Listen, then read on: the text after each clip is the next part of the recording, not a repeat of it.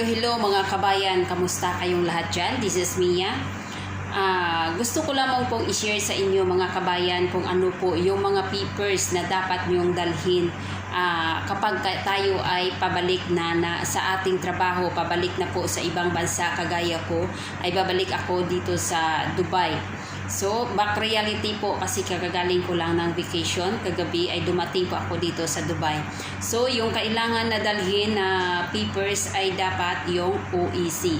Importante po yun sa atin yung OEC. Hindi po tayo makakabalik ng sa ating trabaho sa ibang bansa o kung saan man tayo naroon kung tayo ay isang OFW. O mas lalo na kung tayo ay nasa Middle East, kakailanganin natin ang OEC. So, dapat ay paparegistered po tayo dyan sa onlineservices.dmw.gov.ph po. Yan po yung PAPSBAM. Kung tayo ay nakapagpaparegistered na po dyan sa PAPSBAM o balik manggagawa, yan po yung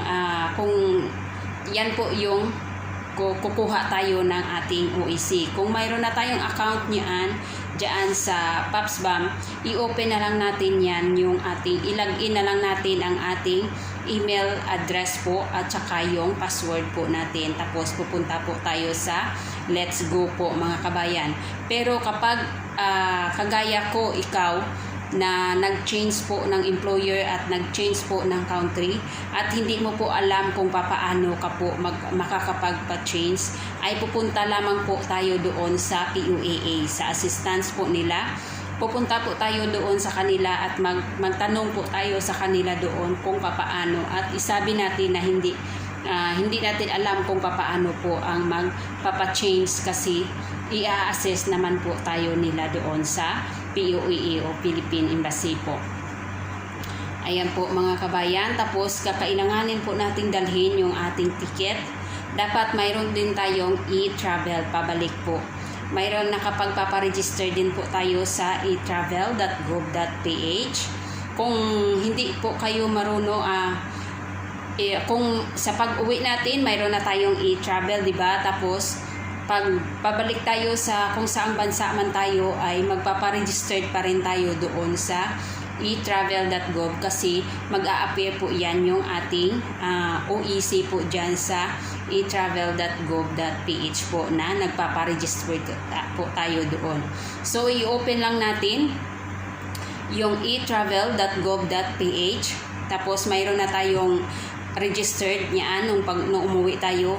I-click lang natin yung new registration declaration, new travel declaration. I-click lang po natin yan, tapos i-enter lang natin yung date kung kailan tayo babalik sa bansang ating pagtatrabahuan po mga kabayan. Tapos mag-a-appear na po yan dyan yung ating OEC. Kaya yan, kasi yan ang nagbago sa akin kasi bumalik ako kasi dati na papauwi ako, wala po yan yung e-travel na galing ng Pilipinas, iba.